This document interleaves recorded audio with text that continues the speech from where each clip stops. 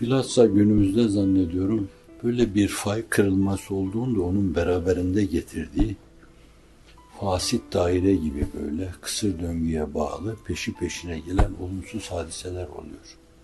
Hani bir kere bir zelzeleye sebebiyet veriyor yani fay. Bu toplum hayatında da faylar kırılıyor. Bir camia içinde de faylar kırılıyor. Milletler arası da fay kırılmaları yaşanıyor. Aynı zamanda zeminin altında da tekvini emirlerde sürekli cereyan eden o şeyler bazen içtimai hayata da aksediyor. Onlar arasında da fay kırılmaları yaşanıyor. Şimdi toplum hayatında da böyle bir fay kırılması yaşanınca tabii bir suçlamalar oluyor işte. Bir başkasını suçlama mevzu. Hiç yoksa öyle bir şey, korkunç bir iftira bakın. İftira. İftira gıybetten 2 adım daha cehenneme yakın bir şeydir. Gıybete Efendimiz gıybet zinadan şiddetlidir buyurmuş. Gıybet yerinde bazı gıybetler vardır ki bunlar zinadan daha şiddetlidir. Gıybet birisinin ama olan yanını tenkit adına tenkit etme demektir. Mesela parçası var da montu var da biraz şık durmuyor üzerinde ya kısa duruyor. Bu bile gıybettir. Bıyıklarını doğru kesmiş böyle, sarkmış bunları, bu gıybettir. Külahı başında şık durmuyor, bu da gıybettir. Etekleri yerden sürünüyor, gıybettir. Pantolonun paçaları yerde sürünüyor, gıybettir bütün bunların hepsi.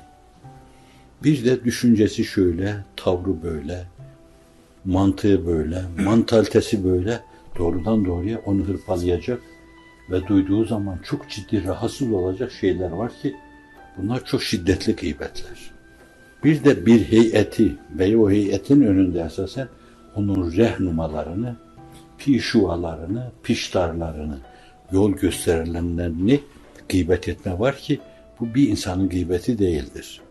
1000 insanın, 1 milyon insanın gıybetidir. O zaman ne olur yani? Bütün o 1 milyon insana gidip ayağına hakkını bana helal et demedikten sonra o insanın cennet yüzü görmesi mümkün değildir. Bunu min indi nefsi konuşmuyorum. Evet, bu dinin hükmüdür. Cennet yüzü görmesi mümkün değildir ne olursa olsun. İsterse İslam'ı tutsun, abidesini ikame etsin, kaldırsın. Böyle bir gıybetle Allah huzuruna gidiyorsa onun işi bitiktir. Şimdi bu da meselenin bir yanı. Bu işte o fay kırılmasının tsunamisi sayabilirsiniz bunları hafizanallah. Böyle bir şey olunca o kırılmalarda insanlar o onu suçlar, o da onu suçlar.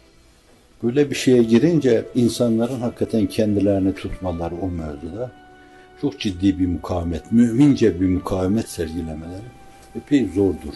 Bu zoru başarma Allah indinde kıymetlidir. Böyle bir zoru başarma Allah indinde çok kıymetlidir. Hazmetmesini bilmek lazım. En hazmedilmez şeyleri bile hazmetmesini bilmek lazım. O zaman şiddet tek taraflı, olumsuzluk tek taraflı, gıybet tek taraflı, iftira tek taraflı sadece bir cepheye münhasır kalır. Siz yapmazsınız onu. Çünkü sizle mukabelede bulunduğunuz zaman o aynı zamanda başka o olumsuz şeyi tetikleme demektir. Başka bir gıybete davetiyedir. Başka bir iftiraya davetiyedir. Başka bir suizanla davetiyedir. Başka bir olumsuz tavra, davranışa belki bazen hafizanallah. İşte fitnede o olumsuz şeylere bile, cinayetlere bile mesele gidebilir. Şimdi böyle bir tsunami'nin yaşandığı dönemde herhalde herkes olmasa bile herkese söz dinletemeyiz. Ne olur gelin ağzımıza fermuar vuralım. Olumsuz şeyleri söylemeyelim. Şu olumsuz, negatif şeyleri medya yoluyla toplumun kafasını karıştıracak, onlarda olumsuz gerilimlere sebebiyet verecek şekilde yaymayalım, neşretmeyelim. Sözünüz geçmeyebilir herkese.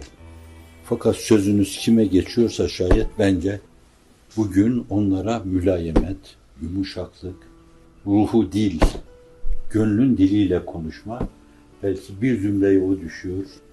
Da belli ölçüde de olsa o şiddeti, o hiddeti bu suretle tadil etmeye çalışalım. Ne kadar olursa Allah'ın izni inayetiyle. Birileri bir tarafta böyle fırtına koparıyorsa bir fırtınada biz koparmak suretiyle fırtınayı katlamayalım. Siz bir katlarsınız, başkası da bir katlanır. Bir an olur ki 5-10 olur, 10-20 olur, 20-40 olur, 40-80 olur. Mülayemet, böyle bir Mesih-i ruhla, insanlığın iftihar tablosunun ruhunda olan, Mesih de bir manada mercuun raciye tereccühü cihetiyle öyle bir disipline başvurmak icap edecektir. Hususiyle ahir zamanda fitne ve fesadın, gıybetin, iftiranın, densizliğin başını alıp gittiği, meselenin cinayetlere vardığı, halkın malını yağma etmeye vardığı, canavarlığın bir kısım insanlar tarafından temsil edildiği, insan ama insanlar tarafından temsil edildiği bir dönemde herhalde yeniden bir kere daha o ruha müracaat etmek lazım. Dövene elsiz, sövene dilsiz ve gönülsüz olmak lazım.